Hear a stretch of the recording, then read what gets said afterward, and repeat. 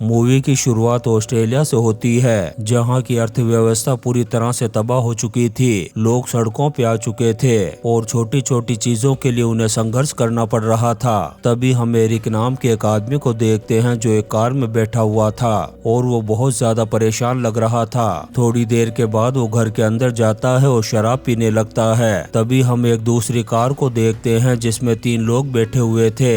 ये तीनों के तीनों चोर थे। इनके नाम थे आर्ची, केलेब और हेनरी। हेनरी जख्मी हालत में है। ये तीनों आपस में बहस कर रहे थे क्योंकि हेनरी का भाई पीछे छूट गया था, वो भी जख्मी हालत में। इसी बात को लेकर के ये हाथापाई करने लगते हैं और इनकी लड़ाई इतनी ज्यादा बढ़ जाती है कि इनकी गाड़ी क्रैश हो जाती है। क्रैश होने के बाद सबसे पहले आर्ची गाड़ी से बाहर निकलता है। वो देखता है कि सामने ही एक गाड़ी खड़ी है और ये गाड़ी थी एरिक की। आर्ची जाकर के उस गाड़ी में बैठ जाता है। तभी हम केलेब को देखते हैं जो हेनरी को बाहर निकालता है और ये दोनों भी जाकर के बैठ जाते हैं उस कार में। तभी एरिक आता है बाहर। वो देखता है कि यहाँ पर काफी लोग जमा हो चुके हैं और 3 लोग उसकी कार को लेकर के भाग रहे थे। तब वो जाकर के बैठ जाता है हेनरी की उस क्रैश हुई कार में और उन लोगों का पीछा करना शुरू कर देता है। जब वो लोग देखते हैं कि एक आदमी उनका पीछा कर रहा है, तब आर्ची गन पॉइंट कर देता है एरिक पर। लेकिन एरिक तो किसी के बाप से भी नहीं डरता। वो अभी भी इनका पीछा करता रहता है क्योंकि उसे कैसे भी करके अपनी कार वापस चाहिए। थोड़ी देर के बाद वो इस गाड़ी को ले जाकर के लगा देता है अपनी कार के सामने।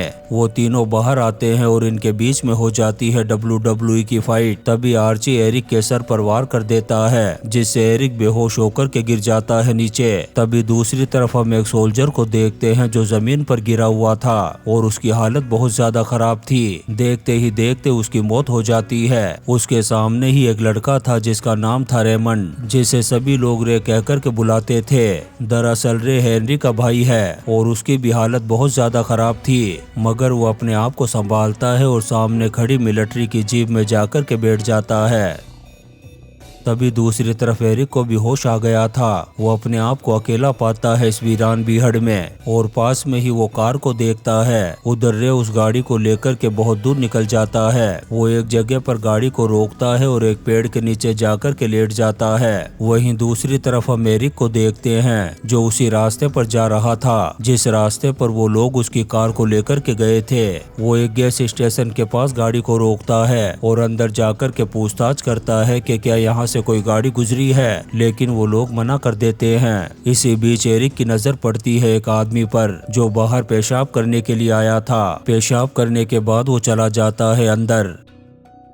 लेकिन अब एरिक को इस आदमी पर डाउट हो गया था। तब वो भी उसके पीछे पीछे चला जाता है अंदर। अंदर जाने के बाद वो देखता है कि बहुत सारे जंकी पड़े हुए हैं जो नशे की हालत में धुत हैं। सारे के सारे सो रहे थे, लेकिन यहीं पर एक लड़का था जो जगा हुआ था। एरिक उससे पूछने लगता है अपनी कार के बारे में। वो लड़का कहता है कि मैंने किसी भी कार को नहीं देखा, शायद दादी ने देखा होगा। तब एरिक अंदर जाता है जहाँ पर एक बूढ़ी औरत बैठी हुई थी। एरिक बार बार उस औरत से पूछता है कि अम्मा क्या आपने मेरी कार को कहीं देखा, लेकिन वो औरत उसकी बात नहीं सुनती। वो बार बार एरिक से उसका नाम पूछती है, लेकिन एरिक उसकी बातों पर ध्यान नहीं देता और बाहर आ जाता है। जब वो दूसरे घर में जाता है तो वहाँ पर कुछ आदमी नजर आते हैं जिनमें एक बौना आदमी भी था। एरिक समझ जाता है कि इनके पास हथियार जरूर होंगे। वो बौने आदमी से कहता है कि मुझे एक गन चाहिए। तब वो एरिक को लेकर के जाता है बाहर। थोड़ी दूर जाने के बाद वो उसे गन दिखाता है और कहता है कि इसके $300 होंगे और वो भी अमेरिकन। लेकिन एरिक के पास तो पैसे ही नहीं थे। तब वो उस गन को देखता है और उसे लोड करता है, फिर सीधी गोली मारता है उस बोने के भेजे में। फिर उस गन को लेकर के वापस आता है उस बूढ़ी औरत के पास और फिर से उससे वही सवाल दोहराता है कि क्या आपने मेरी कार को कहीं देखा। तब वो औरत फिर से उसका नाम पूछती है। एरिक को गुस्सा आने लगता है। तब वो औरत कहती है कि हाँ, मैंने उस कार को देखा था जो बहुत तेजी से यहाँ से गुजरी थी, इसलिए मुझे उस कार के बारे में ज्यादा कुछ नहीं पता। इसके बाद वो एक के बाद एक कई सवाल करती है एरिक से, लेकिन एरिक कोई जवाब नहीं देता और बाहर चला आता है। जैसे ही वो कार के पास पहुँचता है, हम रे को देखते हैं जो अपने भाई की कार को पहचान जाता है। उसे लगने लगता है कि शायद उसका भाई उसे लेने के लिए आया होगा, इसलिए वो पहुंच जाता है उस कार के पास और एरिक से कहता है कि हेनरी कहाँ पर है, वो मेरा भाई है। इस बात को सुनते ही एरिक गन पॉइंट कर देता है रे पर और कहता है कि चुपचाप बता तेरा भाई कहाँ पर है, क्योंकि उसके पास मेरी कार है। लेकिन रे कुछ बता पाता इससे पहले ही वो बेहोश हो जाता है। एरिक देखता है कि इसकी हालत तो बहुत ज्यादा खराब है। वो भाग करके जाता है घर के अंदर और वहाँ पर मौजूद लोगों से मदद मांगता है। अंदर एक शॉप भी थी, वहाँ के लोग बहुत ही ज्यादा सनकी थे। वो गन पॉइंट कर देते हैं एरिक पर और कहते हैं कि हम तुम्हारे सवाल का जवाब तब ही देंगे जब तुम यहाँ से कुछ खरीदोगे। तब एरिक एक पैकेट खरीदता है खाने का, फिर सवाल करता है कि क्या यहाँ आसपास कोई डॉक्टर है। तब ये लोग उसे एड्रेस बता देते हैं। तब एरिक रे को लेकर के निकल पड़ता है यहाँ से। थोड़ी देर के बाद वो पहुँच जाता है डॉक्टर के पास और गन लेकर के जाता है अंदर। उस डॉक्टर का नाम था सुजैन। एरिक चारों तरफ ढूंढने लगता है उसे। तभी हम सुजैन को देखते हैं जिसके हाथ में भी एक बंदूक थी। तभी यहाँ पर एक और आदमी आता है, वो भी गन पॉइंट कर देता है एरिक पर। फिर ये दोनों उससे पूछते हैं कि आखिर तुम क्या चाहते हो। तब एरिक अपनी गन नीचे कर देता है और इनसे कहता है कि मेरी गाड़ी में एक आदमी है जिसकी हालत बहुत ज्यादा खराब है, इसलिए मैं चाहता हूँ कि तुम उसका इलाज करो। तब सुजैन रे को लेकर के आती है अंदर, लेकिन वो एरिक से बार बार पूछती है कि आखिर तुम्हारा इससे क्या रिश्ता है। लेकिन एरिक उसकी बातों का कोई जवाब नहीं देता और बाहर आ जाता है। फिर जब वो अपने आप को साफ कर रहा था तभी उसे लगने लगता है कि बगल के कमरे में कोई है। जब वो अंदर जाता है तो देखता है कि पिंजरों में बहुत सारे कुत्ते बंद थे। इससे वो समझ जाता है कि सुजैन ने इन कुत्तों को सेव करके रखा है। वो एक एक कुत्ते को बड़े ही ध्यान से देख रहा था। तभी यहाँ पर सुजैन आती है और कहती है कि मैंने इन कुत्तों को यहाँ पर इसलिए रखा है ताकि कोई इन्हें मार न दे। फिर वो कहती है कि अब रे की हालत ठीक है, तुम जाकर के देख सकते हो। लेकिन एरिक कहता है कि अब मुझे देखने की जरूरत नहीं है। इतना कहकर के वो बाहर आ जाता है और वहीं पर सो जाता है। जब सुबह होती है तो हम रे को देखते हैं जो बाहर आता है एरिक को देखने के लिए। जैसे ही एरिक रे को देखता है गन पॉइंट कर देता है उस पर और कहता है कि बताओ तुम्हारा भाई कहाँ पर है। तब रे कहता है कि मैं बता तो नहीं सकता, लेकिन हाँ तुम्हें वहाँ पर लेकर के जा सकता हूँ। लेकिन ये दोनों यहाँ से निकलते इससे पहले इन्हें कुछ आवाजें सुनाई देती है। तब एरिक खिड़की के पास जाकर के देखता है तो उसे दो गाड़ियां दिखाई देती है जो इस तरफ ही आ रही थी। तभी हम उस आदमी को देखते हैं जो सुजैन की मदद करता है। वो बाहर जाता है उन लोगों से बात करने के लिए, लेकिन वो कुछ बोलता इससे पहले ही वो लोग उसे मार करके बैठा देते हैं नासा के रॉकेट में। तभी एरिक सुजैन से कहता है कि मुझे राइफल दो। फिर वो एक एक करके उन सभी लोगों का काम तमाम कर देता है। यहाँ पर हमें पता चलता है कि ये सारे लोग एशियन हैं और जिस बोने आदमी को एरिक ने मारा था ये सब उसी के गिरोह के थे। दरअसल यहाँ पर वो एरिक से बदला लेने के लिए आए थे, लेकिन एरिक ने तो उन सबको ऊपर पहुँचा दिया था। फिर वो रे से कहता है कि अब हमें चलना चाहिए, लेकिन तभी सुजैन रोने लगती है क्योंकि उसके साथी को उन लोगों ने मार दिया था। तब एरिक सुजैन को जमीन पर लेटाता है और रे को लेकर के निकल जाता है। काफी देर चलने के बाद ये गाड़ी को रोकते हैं एक होटल के पास और अंदर चले जाते हैं। तब रे कहता है कि मुझे भूख लगी है। ये सुनकर के एरिक गुस्सा हो जाता है और हमला कर देता है उस पर और रे से कहता है कि मैं तुझे कोई पिकनिक पर लेकर के नहीं आया हूँ, इसलिए ये फालतू बातें मेरे सामने मत करना। मुझे कैसे भी करके पहुँचना है तेरे भाई तक, इसलिए ये फालतू बातें करना बंद कर और अपने भाई के बारे में जितनी चीजें बता सकता है बता दे। मुझे एग्जैक्ट लोकेशन चाहिए उन लोगों की। तब रे कहता है कि ये तो मुझे भी नहीं पता, बस मुझे ये पता है कि उस वक्त वो कौन से शहर जा रहे थे। मुझे तो रास्ता भी मालूम नहीं है, बस अगर ये पता चल जाए कि ये कौन सी जगह है तो शायद मैं तुम्हें कुछ बता सकूं। तभी रे यहाँ से बाहर निकलता है और आसपास के लोगों से पूछताछ करता है ताकि उसे पता लग सके कि ये कौन सी जगह है। जैसे उसे पता चलता है इस जगह के बारे में, वो आता है एरिक के पास और कहता है कि मुझे लगता है कि तुम्हारा दिमाग काम नहीं कर रहा, तुम अपने आपे में नहीं हो। तुम्हें ये भी पता नहीं है कि तुम इस वक्त किस जगह पर हो, लेकिन मुझे पता चल चुका है इस जगह के बारे में और मैं ये भी जानता हूँ कि हम यहाँ से आगे कैसे जाएंगे। तब एरिक कहता है कि तुम्हें पता है मैं तुम्हें साथ लेकर के क्यों जा रहा हूँ।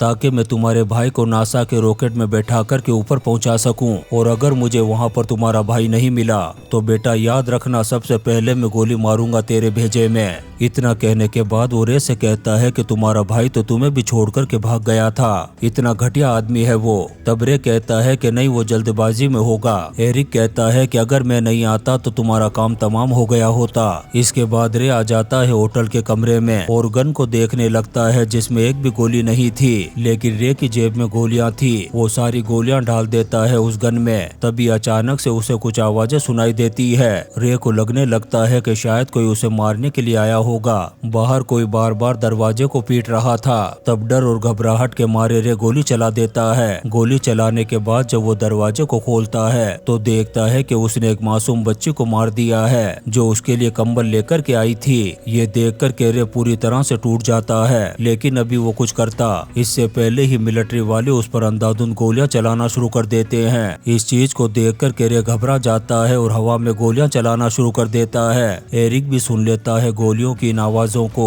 और आने लगता है रे के कमरे की तरफ, लेकिन इससे पहले वो काम तमाम कर देता है उस मिलिट्री वाले का। फिर अंदर आता है रे के पास और उसे लेकर के जाता है यहाँ से दूर। एरिक रे से कहता है कि हमें जल्दी ही यहाँ से निकलना होगा। तब रे कहता है कि मैंने यहाँ के लोगों से बात की है, हम जिस जगह पर जाना चाहते हैं वो अभी भी यहाँ से 8 से 9 घंटे की दूरी पर है, हमें काफी लंबी ड्राइव करनी होगी। वो एरिक को बताता है कि मैंने अपने भाई को बात करते हुए सुना था वो अगले 2 हफ्ते तक वहीं पर रुकने वाला है। अब जैसे ही सुबह होती है रे बाहर आ जाता है अपने रूम से। वो टहलते हुए जाने लगता है यहाँ से दूर। तभी एरिक की भी आँख खुल जाती है और वो अपने सामने देखता है मिलिट्री वालों को। उन लोगों ने एरिक को पकड़ लिया है और लेकर के जाने लगते हैं अपने हेडक्वार्टर की तरफ ताकि उसे सिडनी भेज दिया जाए। रास्ते में एरिक कहता है कि मेरा काम खत्म होने वाला है। वो मिलिट्री वालों से सवाल करता है कि क्या मेरा समय आ चुका है, लेकिन वो कोई जवाब नहीं देते और लेकर के चले आते हैं अपने ऑफिस में। यहाँ पर एक ही आदमी बैठा हुआ था जो एरिक से बात करता है। वो एरिक से कहता है कि तुमने एक मिलिट्री वाले को मारा था, इसलिए हम लोग तुम्हें सिडनी भेज रहे हैं। ये सुनकर के एरिक चौंक जाता है और कहता है कि क्या तुम लोग मुझे गोली नहीं मार रहे, मुझे सिडनी क्यों भेज रहे हो? तब वो ऑफिसर कहता है कि प्रोटोकॉल यही कहता है, हम सभी लोगों को सिडनी भेज रहे हैं। तब एरिक बताता है कि तुम लोगों को पता भी नहीं है कि मैंने क्या किया है। फिर वो बताता है कि थोड़े टाइम पहले मुझे पता चला था कि मेरी वाइफ का अफेयर चल रहा है किसी के साथ और मुझे वो आदमी मिल भी गया। जैसे ही वो दोनों एक दूसरे के करीब आए मैंने उन दोनों को ही मौत के घाट उतार दिया, फिर गड्ढा खोद करके उन्हें गाड़ दिया जमीन के अंदर। लेकिन यहाँ कोई भी उस बारे में बात नहीं कर रहा। मुझे उन लोगों को मारने की कभी भी कोई सजा नहीं मिली। अभी ये दोनों बात कर ही रहे थे तभी यहाँ पर रे आ जाता है और काम तमाम कर देता है उस ऑफिसर का। इसके बाद वो एरिक के हाथों को खोल देता है और ये दोनों आ जाते हैं बाहर। फिर ये कार में बैठ कर के ड्राइव करना शुरू कर देते हैं ताकि जितनी जल्दी हो सके हेनरी तक पहुंच सके। रास्ते में एरिक रे से पूछता है कि पहले तुम क्या किया करते थे?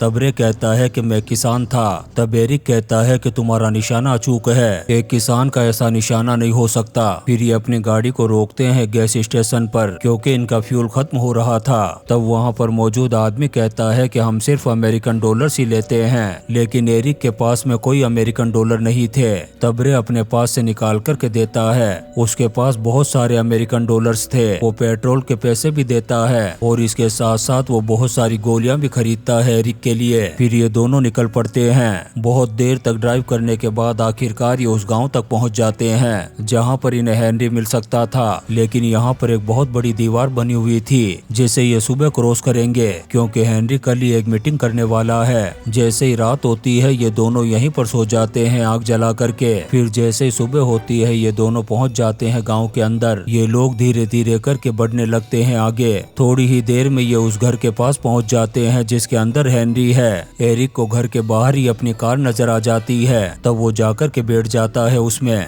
रे उसे कहता है कि आखिर तुम इस कार में क्या कर रहे हो? फिर एरिक वापस से बाहर आता है और खिड़की से झांक करके देखता है घर के अंदर। तब उसे सभी लोग नजर आ जाते हैं। फिर रे के पास आकर के कहता है कि अंदर 4 लोग हैं और वो रे को उनकी एग्जिट लोकेशन बताता है। फिर वो रे से कहता है कि वो अंदर जाए और हेनरी को बाहर लेकर के आए। हेनरी के पास एक बूढ़ा आदमी भी है, तुम उनके पास जाओ और मैं जाता हूँ कैलेब और आर्ची के पास। फिर ये दोनों धीरे धीरे करके बढ़ने लगते हैं आगे। सबसे पहले हेनरी पहुँचता है कैलेब के पास, उस पर गन पॉइंट करता है और उसे लेकर के जाता है आर्ची के पास। फिर उन दोनों को बाहर के रूम में ला कर के बैठा देता है एक सोफे पर। उधर रे भी अपने भाई हेनरी के पास पहुंच गया था। वो उस पर गन पॉइंट करके कहता है कि आखिर तुम मुझे जख्मी हालत में छोड़ कर के कैसे भाग गए थे। तभी हेनरी भी गन निकाल कर के पॉइंट कर देता है रे पर। तब रे अपना सर घुमाता है और गोली चला देता है हेनरी पर, लेकिन उसकी गोली जाकर के लगती है दीवार पर। जैसे ही हेनरी इस चीज को देखता है वो सीधी गोली मारता है अपने भाई रे के गले पर। जैसे ही एरिक देखता है कि अब रे की मौत होने वाली है, वो सबसे पहले गोली मारता है कैलेब और आर्ची को। दोनों को मारने के बाद वो चला आता है रे के पास और देखता है कि रे की मौत हो चुकी है। तब वो गन पॉइंट कर देता है हेनरी पर। हेनरी जैसे ही उसकी तरफ बढ़ता है, एरिक उसे भी गोली मार कर के मौत के घाट उतार देता है। एरिक देखता है कि यहाँ पर एक बूढ़ा आदमी भी है। वो जैसे ही गोली मारने लगता है लेकिन तभी रुक जाता है और यहीं पर बैठ कर के रोने लगता है, क्योंकि वो नहीं चाहता था कि रे मारा जाए। उसे पता चल चुका था कि रे एक अच्छा इंसान था। एरिक उस बूढ़े आदमी को नहीं मारता, फिर एक एक करके सारी लाशों को बाहर निकालता है और आग लगा देता है। इसके बाद वो अपनी कार में बैठता है और यहाँ से बहुत दूर चला जाता है। फिर थोड़ी देर बाद वो बाहर आता है और कार की डिक्की को खोलता है। तब हम उसमें एक कुत्ते की लाश को देखते हैं। तब हमें सारा माजरा समझ में आता है। एरिक उस वक्त इसलिए दुखी था क्योंकि उसके कुत्ते की मौत हो गई थी और वो उसे ही दफनाने के लिए जा रहा था, लेकिन इससे पहले ही वो लोग उसकी कार को चुरा कर के भाग गए। एरिक अपने कुत्ते से बहुत ज्यादा प्यार करता था, इसीलिए वो हेनरी और उसके साथियों के पीछे पड़ गया मौत बनकर। अब एरिक बीहड़ के बीचों बीच एक गड्ढा खोदता है और दफना देता है अपने कुत्ते को। और इसी सीन के साथ ये शानदार मूवी द रोवर खत्म हो जाती है। दोस्तों, हम आपके लिए ऐसी ही इंटरेस्टिंग मूवीज एक्सप्लेन करते रहेंगे, तो आप चैनल को सब्सक्राइब जरूर करें और लाइक और कमेंट्स भी करें। Thank you.